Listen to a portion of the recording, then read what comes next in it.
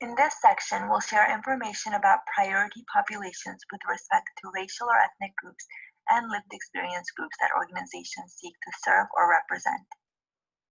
The Colorado Health Foundation believes that a strong and healthy advocacy ecosystem is one that serves and authentically represents communities that historically have had less power and privilege, including diverse racial or ethnic and lived experience groups.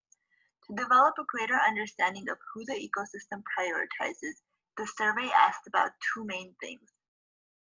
One, which racial or ethnic and lived experience groups do organizations seek to serve or represent? And two, how do they engage with these prioritized groups? Looking at the racial or ethnic groups that organizations prioritize, most advocates report that they do not serve any particular group.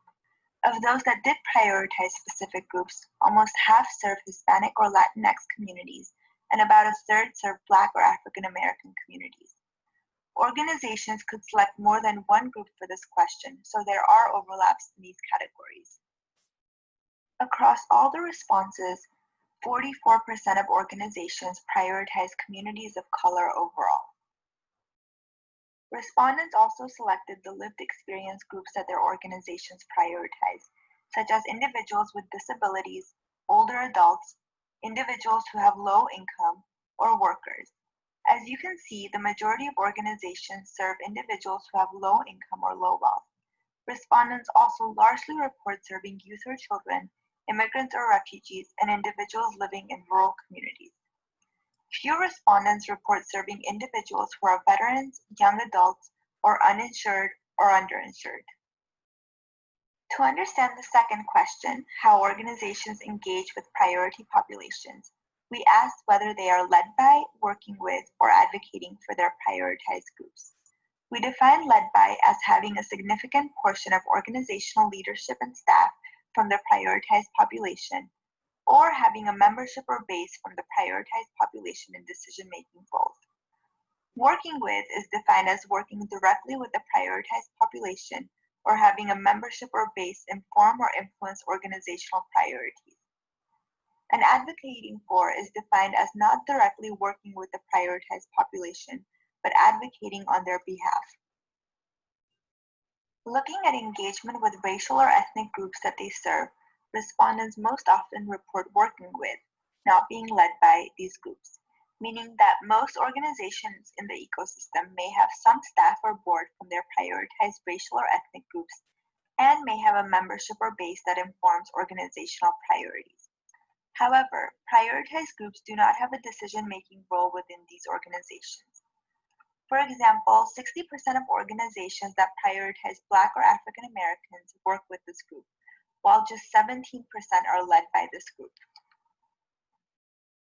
Organizations serving Hispanic or Latinx communities report being led by these communities much more frequently than do those serving Black or African American communities and other communities of color. As with racial or ethnic groups, when we analyzed organizational engagement with prioritized lived experience populations, we found that respondents more often report working with their priority lived experience populations rather than being led by or advocating on behalf of these groups. For example, take a look at the lived experience groups that are highlighted in red.